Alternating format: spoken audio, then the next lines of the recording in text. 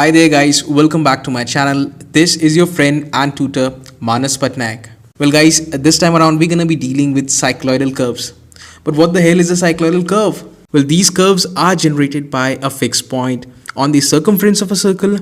Circle may be rolling along a straight line, the circle may be rolling outside a circle, circle may be rolling inside a circle. I mean guys, these are the three conditions with which we're going to be working and classifying these so-called cycloidal curves. But in all the three cases, you're going to see that the object is a circle with a point on its circumference. So let's see all of these curves one by one, and the first curve that we're going to deal with is what you call a cycloid. So let's have the definition of cycloid. Here it is. Well, a cycloid is the curve generated by a point P on the circumference of a circle. So there is a point P on the circumference of a circle which moves along a straight line, alright, without slipping. Now this particular circle is rolling along a straight line without slipping, and we need to keep a track of a certain point. So let's say we have a point over here, this red point you see, alright, and this is the circle having a diameter d rolling in the clockwise sense, and suppose this circle completes one revolution. The horizontal distance it's going to travel will be equal to the circumference, that is going to be pi d. Fine. So let's move ahead and let's see where this point goes. We're going to keep a track of this point, alright, and after having tracked this point, we're going to join all those points with the help of a smooth curve. So let's see how it goes. Fine. So let's say that the circle has moved forward and this point will now arrive here. Let's give one more rotation. It comes over here and the circle keeps on rolling, the points moves further right hand side and also to the top, something like this. Please keep a watch. Alright, that's it.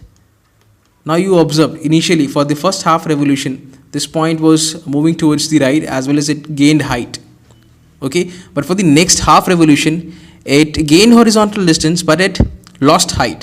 Fine, and this is what you call the track points, and when you join all these points with the help of a smooth curve, you're going to have a curve that in fact is going to be called a cycloid. Okay, I'm going to show you what it is. So this is what you call a cycloid. Fine guys, so this was the circle rolling along a straight line. Now this circle in fact is also this rolling circle. There is also one more name to this. We can also call this as a generating circle. In some of the books you'll find that this is called as a rolling circle.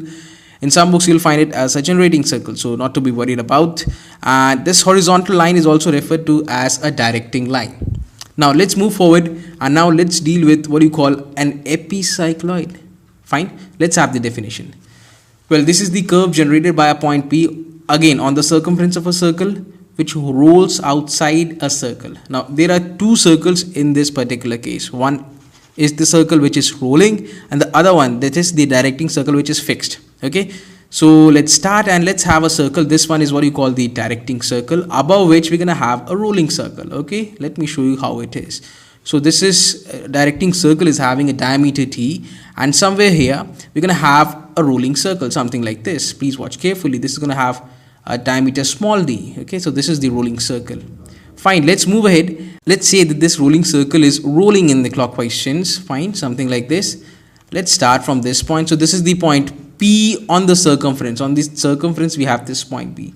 It rolls down, this point P reaches here. Fine, this process goes on, this point P comes here. Goes on, it will come over here. And let's move forward at the apex. Now it will start to come down. Okay, so this is for the first half revolution. Fine, let's keep it going,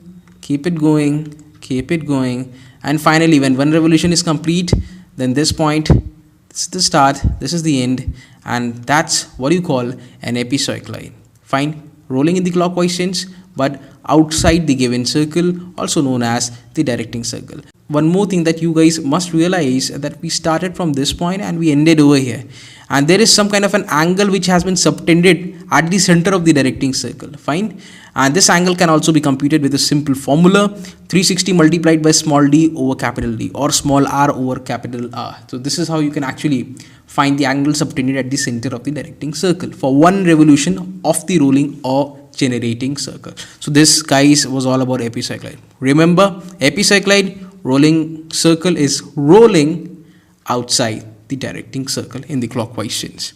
As far as drawing is concerned, you're going to have to make only this portion. Okay, so this much portion has to be eliminated, something like this. All right, so whenever you're making an epicycloid, you need to make only this portion.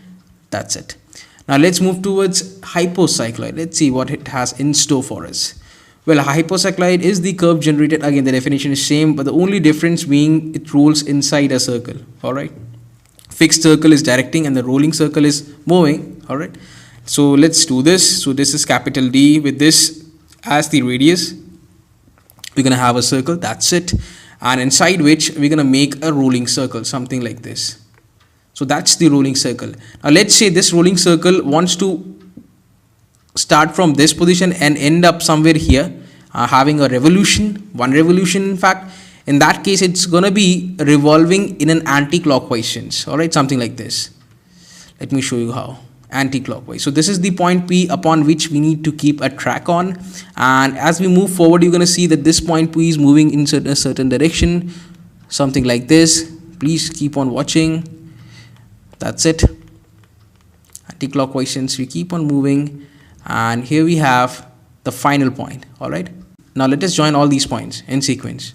We're going to have what you call a hypocycloid. Again, the angle subtended over here is going to be, the formula for that angle is going to be same as we saw in the case of epicycloid. So that's exactly what you call a hypocycloid. All right, guys. So this is the portion which you need to make. That's it. So guys, that was all from my side. If you have any doubts or queries, do write them down in the comment section below. I'll be very happy to answer them as quickly as possible. And guys, if you believe that this video has added value to your knowledge of engineering drawing, then do recommend this channel to your friends and classmates so that all of you can learn engineering drawing in the best possible way. So this is Manas Patnaik signing off. Take care, have a great day, and keep drawing.